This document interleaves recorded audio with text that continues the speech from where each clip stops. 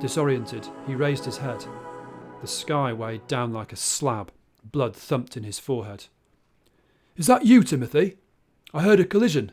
Is everything all right?" 20 paces behind Daniel, a bearded man in a red checked shirt and jeans hurried towards them. The thin man's fists bunched. The newcomer slowed as he neared them. If he could sense the tension, or was even aware of the unlikelihood of a crash involving farm machinery happening at midnight, he betrayed no sign of it. Instead, he shook his head in concern and walked past both Daniel, whose headache was mercifully lessening, and the man called Timothy, to the driver's side of the tractor. "This'll play havoc with traffic from town in the morning," he said, patting the vehicle's casing. "We'd better hope we can move her. Keys still in the ignition?" Timothy gave neither confirmation nor consent. The newcomer hauled himself into the cab regardless, and revved the gas. "She's all right." Grind, clunk. The tractor shifted into reverse gear and rumbled backwards into the field whence it had appeared. Timothy's shoulders were arched. He stared intently at the face in the tractor cabin, as though he'd forgotten Daniel. Daniel, meanwhile, made out triangular silhouettes of house roofs not more than a mile away. He raised his watch. The face was cracked at 11:57.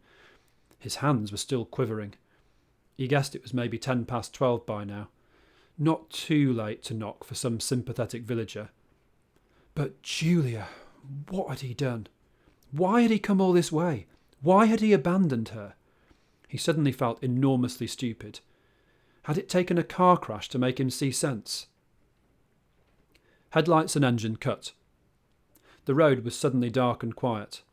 Somewhere an owl hooted. Swinging himself out of the tractor, the bearded man returned, threw the keys at Timothy, who caught them wordlessly, and looked at each of them before addressing Daniel. "You're not from Milton." Tearing himself from visions of Julia going into labour, Daniel blinked. "Visiting.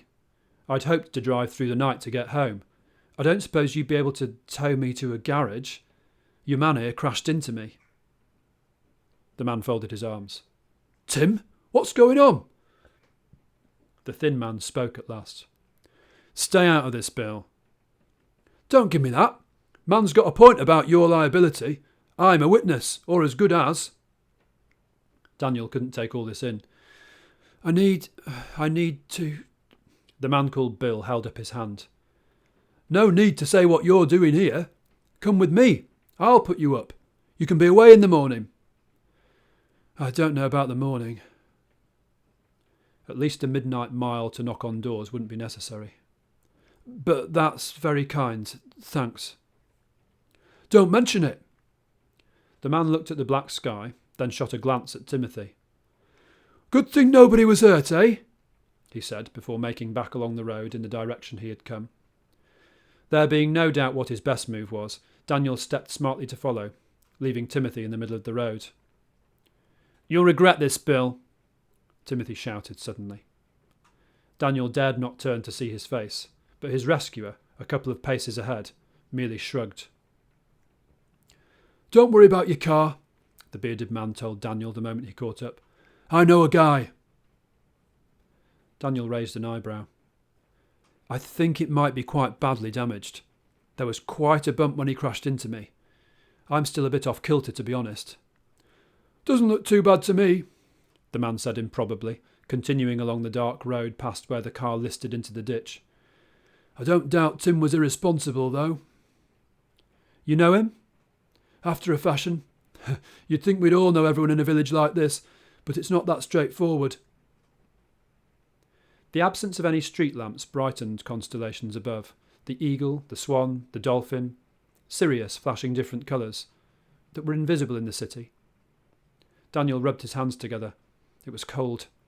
He wished his jacket were thicker. He doubted there were many people who would fix a vehicle at midnight, as per his rescuer's offer, but a bed was enough for now. He said nothing more about the car, catching only a glint of metal as they walked past it. It was not so far down the ditch as he had feared. He could make out its shape. "Seems an odd bloke." "Tim? I'm down here a little way."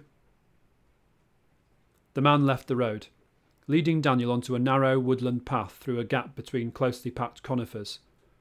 The trees restricted the stars to a strip overhead, while the path meandered around straggles of scrub and overreaching foliage that brushed Daniel's jacket, like the same journey he had made in the car half an hour earlier, only on foot and without headlights.